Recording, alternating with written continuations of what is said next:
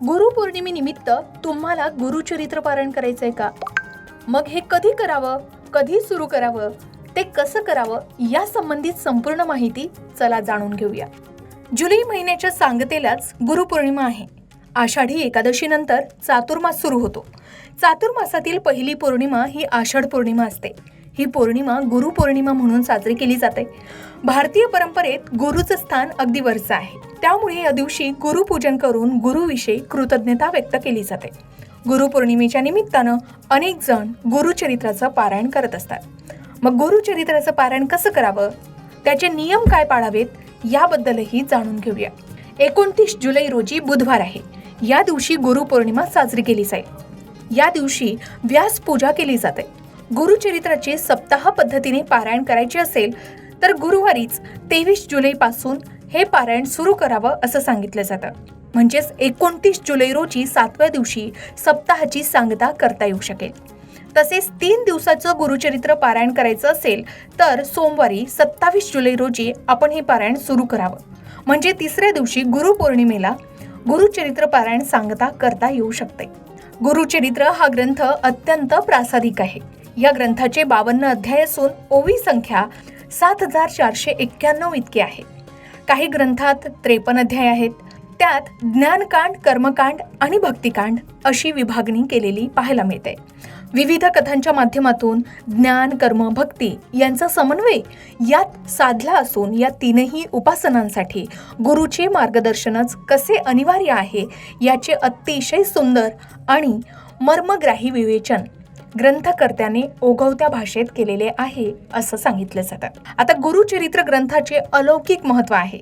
सर्वसामान्य मनुष्याने ईश्वराप्रत पोहोचण्यासाठी कशा प्रकारचे आचरण ठेवावयास हवे याचे मौलिक मार्गदर्शन गुरुचरित्राच्या माध्यमातून केले असल्याने या प्रासादिक ग्रंथाचे स्थान दत्तभक्तांच्या हृदयात 5वा वेद असेच आहे. यत्किंचितही अतिशयोक्ती नसल्याचं सांगितलं जातं. तसेच दत्तावतार श्री नृसिंह सरस्वती स्वामी यांच्या प्रेरणेनेच गुरुचरित्र लिहिले गेलेले आहे. परिणामी या ग्रंथाला ईश्वरी अधिष्ठान असल्यानं तो वरद ग्रंथ असून त्याला श्री गुरूंनी भक्त काम कल्पद्रुम असा वर देऊन ठेवलेला असल्याचं सांगितलं जातं.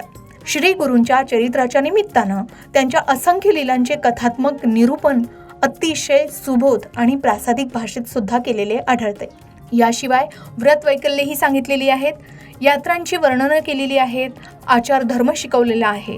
मूल्यांची रुजवण केली आहे. सर्वसामान्य मनुष्याने ईश्वरापर्यंत पोहोचण्यासाठी कसे आचरण ठेवायला हवे याचे मौलिक मार्गदर्शन गुरुचरित्रात केलेले आहे. आता तुम्हाला हे गुरुचरित्र पारायण करायचं असेल तर त्याची तयारी कशी करावी, तर ज्या दिवशी तुम्हाला पारायण सुरू करायचं असेल त्या दिवशी एका चौरंगावर स्वच्छ वस्त्र टाकावीत आणि त्यावर दत्तगुरूंची स्थापना करावी. दत्तगुरूंची मूर्ती किंवा मूर्ती नसेल तर फोटो घ्यावी. दत्तगुरूंची किंवा स्वामींची प्रतिमा असेल तरीही चालेल. गुरुचरित्र पारायण सप्ताह करण्याचा संकल्प करावा. संपूर्ण पारायण निर्विघ्न पद्धतीने पार पाडावं. यासाठी दत्तगुरूंना साकडं घालावं. दत्तगुरूंची पूजा करण्यापूर्वी प्रथमेश असलेल्या गणपतीचं आवाहन करावं आणि पूजन करावं. दररोज पारायण करताना गुरुचरित्र वाचन सुरू करण्यापूर्वी दत्तगुरूंची विशेष पूजा करावी. षोडशोपचार किंवा पंचोपचार पूजा करावी. दररोज अभिषेक करावा. पिवळी फुलं, पिवळ्या रंगाचा समावेश असलेली मिठाई आवर्जून अर्पण करावी. गुरुचरित्र पारायण पूर्ण झालं की पिवळ्या रंगाच्या वस्तू, दत्तगुरूंशी संबंधित वस्तूंचे निश्चितपणे दान करावे. आता महत्त्वाचे 5 नियम. गुरुचरित्र पारायण करण्याआधी संकल्प करणं आवश्यक आहे. गुरुचरित्राचं वाचन हे पहाटे 3 ते सायंकाळी 4 या दरम्यान करावं. दुपारी 12 ते 12:30 वेळ ही श्री दत्त महाराजांच्या भिक्षेची असल्याने या काळात पारायण वाचन बंद ठेवावं. ज्या वेळेस पहिल्या दिवशी पारायण सुरू करणार असाल तीच वेळ पारायण पूर्ण होईपर्यंत कायम ठेवावी. ब्रह्मचर्याचं पालन करावं. पारायण काळात घरात सकारात्मकता ठेवावी. वादविवादामुळे शांतता भंग होऊ देऊ नये. त्यानंतर पारायण संपल्यावर श्री स्वामी समर्थ, दत्तगुरू, गजानन महाराज, शंकर महाराज किंवा जे सद्गुरू असतील त्यांच्या मंत्रांचा 108 वेळा 1 माळ तरी जप करावा. परान्न टाळावं. सात्विक भोजन करावं. गुरुचरित्र सप्ताह कालावधीत रोज सकाळी आणि संध्याकाळी गुरुचरित्राच्या पोथीला धूप, दीप, नैवेद्य दाखवून आरती करावी. शक्य असल्यास तिन्ही सांजेला श्री हरी विष्णू सहस्रनामाचे पठण करावे. वाचन हे नेहमी एकालयित असावे, शांत असावे आणि सुस्पष्ट असावे. उरकण्याच्या दृष्टीने उच्चार भ्रष्टता होऊ नये याची काळजी घ्यावी. चित्त अक्षरातून व्यक्त होणाऱ्या अर्थाकडे असावे. वाचनासाठी नेहमी पूर्वाभिमुख किंवा उत्तराभिमुखच बसावे. वाचनासाठी ठराविक वेळ, ठराविक दिशा आणि ठराविक जागाच असावी. कोणत्याही कारणास्तव यात बदल होऊ देऊ नये. पारायण काळात देवापुढे 7 दिवस अखंड नंदादीप तेवत ठेवावा आणि सुंदर रांगोळी काढावी. देवासाठी एक पाट मोकळा ठेवावा. पारायण काळात साक्षात दत्त गुरु फेरी मारतात अशी दत्त भक्तांची श्रद्धा आहे. यासाठी पाटावर कोरे वस्त्र अंथरून ठेवावे. पारायण काळात त्या दिवसाचे वाचन संपल्यावर आणि रात्री आरती करावी. वाचनाच्या काळात मध्येच आसनावरून उठू नये किंवा दुसऱ्यांशी बोलू नये. वाचन करताना यांत्रिकपणा नको.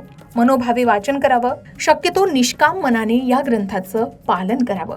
इच्छित फळ आपोआप मिळतं असा गुरुभक्तांचा अनुभव आहे.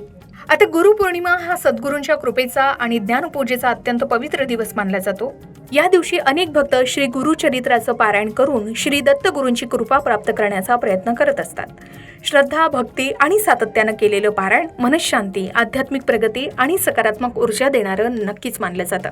आता ज्यांच्याकडे कमी वेळ आहे किंवा गुरुपौर्णिमेसारख्या विशेष दिवशी अल्प कालावधीत पारायण करायचं आहे, त्यांच्यासाठी 3 दिवसाचे श्री गुरुचरित्र पारायणाचे नियोजन सोयीचे असू शकते. त्यात पहिल्या दिवशी अध्याय 1 ते 9 वाचावेत, दुसऱ्या दिवशी अध्याय 10 ते 30 वाचावेत आणि तिसऱ्या दिवशी अध्याय 31 ते 53 असे वाचावेत. 7 दिवसांचे पारंपरिक पारायण करायचे असल्यास पहिल्या दिवशी अध्याय 1 ते 9, दुसऱ्या दिवशी अध्याय 10 ते 21, तिसऱ्या दिवशी अध्याय 22 ते 29, चौथ्या दिवशी अध्याय 30 ते 35, पाचव्या दिवशी अध्याय 36 ते 38 आणि 6व्या दिवशी अध्याय 39 ते 43 आणि 7व्या दिवशी अध्याय 44 ते 53 असे वाचावे. महत्त्वाचं म्हणजे श्री गुरुचरित्र पारायणामध्ये सर्वात महत्त्वाची गोष्ट आहे श्रद्धा, भक्ती आणि सातत्य. शारीरिक आणि वैयक्तिक कारणामुळे सर्व नियम पाळणं शक्य नसले तरी भक्तिभावानं केलेलं वाचनही तितकंच महत्त्वाचं मानलं जातं. मग अशा प्रकारे आपण 3 आणि 7 दिवसाचं श्री गुरुचरित्र पारायण गुरुपौर्णिमेच्या निमित्तानं करू शकता. एक गोष्ट नेहमी लक्षात ठेवा, श्री गुरुचरित्र पारायणात कठोर नियमांपेक्षा तुमची श्रद्धा आणि भाव सर्वात महत्त्वाचा आहे. शारीरिक असमर्थता किंवा काही अडचणींमुळे सर्व नियम तुम्हाला पाळता आले नाहीत तरीही तुम्ही जर अगदी मन लावून भक्तिभावाने गुरुचरित्राचं वाचन केलं तरी दत्तगुरु तुमचा भाव नक्की स्वीकारतील. तुम्हा सर्वांना गुरुपौर्णिमेच्या आणि श्री गुरुचरित्र पारायणाच्या हार्दिक शुभेच्छा. मग तुम्ही सुद्धा गुरुपौर्णिमेच्या निमित्तानं श्री गुरुचरित्र पारायण करणार आहात का? तसा संकल्प केला आहेत का? किंवा पारायणाला सुरुवात केली आहे का? कमेंट करून नक्की सांगा आणि तुम्हाला आलेले अनुभव शेअर करायला विसरू नका. अशाच प्रकारच्या माहितीपूर्ण व्हिडिओसाठी लोकमत भक्ती चॅनलला नक्की सबस्क्राईब करा आणि बेल आयकॉनला क्लिक करा, म्हणजे आमच्या नवनवीन व्हिडिओचं नोटिफिकेशन तुम्हाला मिळत राहील. तसेच योग्य आध्यात्मिक मार्गदर्शनासाठी लोकमत भक्तीच्या फेसबुक पेज आणि इन्स्टा पेजला लाईक आणि फॉलो करायला विसरू नका.